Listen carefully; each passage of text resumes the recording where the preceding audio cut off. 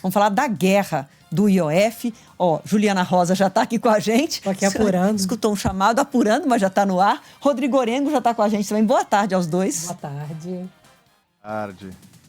Vamos lá, a gente vai falar da guerra do IOF, porque agora já não é impasse mais, gente. Depois da derrota histórica do governo, que teve, enfim, um decreto derrubado pelos parlamentares em tempo recorde, agora já virou uma guerra e a gente tem sinais disso pela fala do presidente Lula e também do ministro da Fazenda, Fernando Haddad, hoje. Os dois subiram um tom. Vamos começar ouvindo o que disse o presidente Lula. É importante eles saberem que eu governo esse país para todo mundo. Mas eu tenho um lado, e o meu lado é o povo trabalhador desse país. O meu lado são os professores desse país. O meu lado é a classe média baixa desse país, que é quem paga imposto de renda desse país. É por isso que eles não gostam, porque nós mandamos um projeto de lei para o Congresso Nacional, isentando todas as pessoas que ganham até 5 mil reais de pagar imposto de renda. E decidimos que quem ganha acima de 1 milhão por ano, presta atenção, quem ganha acima de 1 milhão por ano vai pagar um pouquinho. Eles não querem. Eles não querem pagar. Porque quem paga imposto nesse país é quem trabalha e recebe contra-cheque no final do mês, que é descontado na fonte. Bom, e aqui em São Paulo, o ministro da Fazenda, Fernando Haddad, participou de uma palestra na USP e disse que aceitou esse cargo de ministro no governo Lula para colocar o pobre no orçamento e o rico no imposto de renda. Então, quando vai fazer um ajuste fiscal, a primeira pergunta que você tem que fazer é a seguinte: quem vai pagar pelo ajuste? É curioso notar, eu já recebi várias vezes essa pergunta quando eu me reúno, né, com o pessoal. Haddad, por que a esquerda é contra o ajuste fiscal? Eu falei, não é bem isso que a esquerda é contra. É porque, historicamente, ajuste fiscal é sinônimo de supressão de direitos no Brasil. É assim que as pessoas fazem a leitura. Que você fala de ajuste fiscal, o cara fica tenso. Quem é que vai pagar essa conta? Em geral, é quem ganha salário mínimo, é o aposentado, é o servidor público, né? É o pessoal da periferia. Essa turma que vai pagar pelo ajuste fiscal. Quando você fala, não, vamos corrigir essas contas, mas vamos chamar a turma da cobertura para pagar o condomínio, aí é um espanto. Aí não é possível. Aí sabe o que acontece? Curiosamente, o ajuste fiscal fica em segundo plano. Ele não é mais interessante. Ninguém mais fala do assunto. Orengo, claramente subiram o tom, tanto Haddad quanto o presidente, um tom de enfrentamento, de crítica ao que o Congresso fez na votação, derrubando o decreto do IOF, e, por outro lado, o governo aí esperando a área jurídica para decidir se recorre ao Supremo, o que eleva ainda mais, aumenta ainda mais esse acirramento, né? E não ajuda, viu, Adriana, no clima com o Congresso Nacional, né? Se o clima já está ruim, depois de uma derrota tão acachapante, a aumentar ainda, tensionar mais com o Congresso Nacional, a gente sabe que o efeito ele não é positivo. O que a gente estava vendo desde ontem era um núcleo de aliados do governo tentando apagar incêndio, tentando agir ali para reaproximar, reconstruir pontes, inclusive com sugestões que o presidente ligasse, se encontrasse com Hugo Mota e também com Davi Alcolumbre, que nesse momento também não demonstram muito e não fazem sinalizações nesse sentido, não demonstram muito boa vontade de reaproximar. Então, com os discursos, isso acaba prejudicando o clima dentro do Congresso Nacional, que não é bom já há algum tempo. Agora, a questão prática.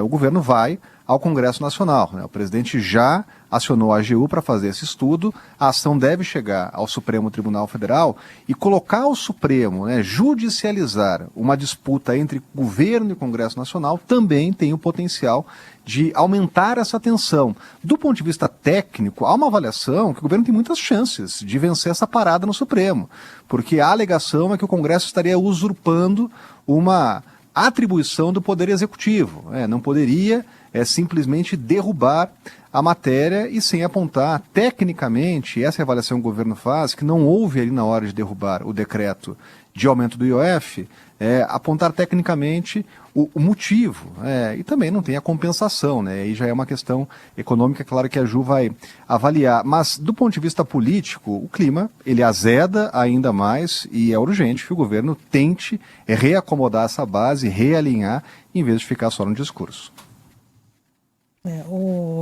Já que você me deu aqui a deixa, Orengo, eu acho que o que é importante do ponto de vista econômico é que o discurso do governo é sempre: vou colocar o pobre no orçamento e o rico no imposto de renda, né? Só que quando você vê as medidas agora que o governo tomou para aumentar a arrecadação, a parte do IOF, por exemplo, encarece crédito para pequenas empresas, do Simples para microempreendedor individual. Então, esse discurso de que não está prejudicando as pessoas mais simples, enfim, as pessoas que são microempreendedoras individuais não são ricos, né? Então, essa parte do IOF é um discurso falacioso, tá? Nessa parte aí, quando a gente olha a questão do crédito. Só um minutinho, Ju. Na prática, ele vai fazer quem ganha muito pagar um pouco mais, mas também, como você disse, tem os mais pobres que também vão pagar mais.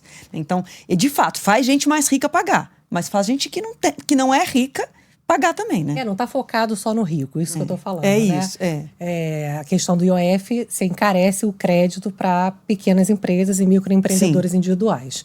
A outra questão é a medida provisória, essa não vale praticamente esse ano, porque tem que respeitar os prazos, e se o Congresso não aprovar, vai caducar e o governo não vai poder usar esse dinheiro da medida provisória. O que tem dentro dessa medida provisória? Tem a tributação de produtos financeiros, por exemplo, que são isentos. Isso faz sentido, tá? Por que você vai tributar um investimento e você vai dar um incentivo para o outro, né?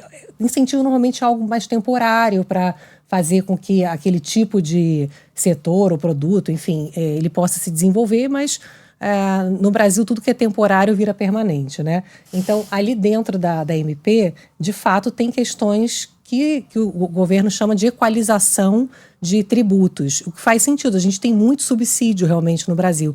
Agora, difícil eles conseguirem aprovar isso, porque já 3 presidentes tentaram tributar esses investimentos e não conseguiram. O lobby é muito grande realmente no Congresso. Agora, o último ponto que eu queria trazer, Orengo, Dri, Renan, é que a grande crítica do governo é que quando ele faz esse movimento de aumentar a arrecadação, parece que ele está pegando de um lado e dando mais para o outro, né? A questão é que como ele não está mexendo estruturalmente no ritmo do crescimento do próprio gasto, ele cada vez vai pedir mais e mais e mais arrecadação, mais e mais imposto, porque nunca vai ser suficiente para poder dar conta da quantidade de gasto. Então, a cobrança é que ele também tivesse mexido estruturalmente na questão do gasto para que aí sim pudesse equalizar as duas coisas. Então, a sensação é que o governo está sempre pedindo mais para a sociedade, pedindo para a gente pagar mais imposto e não é algo temporário, né? Daqui a pouco vai pedir mais imposto de novo. Então, a grande crítica é essa, né? Um governo que está focando só em arrecadar e não está também fazendo um esforço de rever os seus próprios gastos. E para a gente concluir, Orengo, além desse acirramento aí, essa dificuldade maior na relação governo-congresso, a gente, na esteira disso, vê também a campanha a presidência de 2026 sendo colocada na rua, né? Porque o tom do discurso do presidente Lula hoje foi de candidato, não de presidente. É verdade, e isso inclusive acirra o outro lado, né? Dentro do Congresso Nacional também, discursos neste momento já com aquela cara de palanque, e isso acaba não ajudando no ponto de vista de aproximação, principalmente com o fiel da balança, que é o chamado centrão.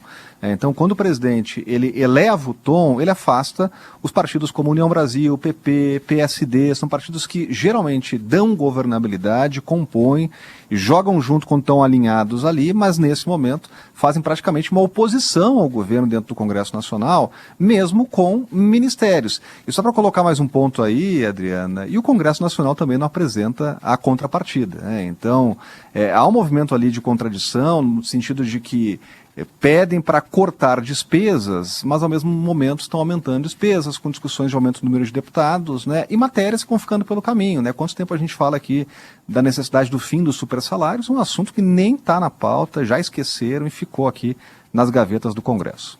Tá certo, Orengo. Obrigada, tá? Por mais essa semana juntos. Até semana que vem. Até mais. Valeu. Tchau, tchau.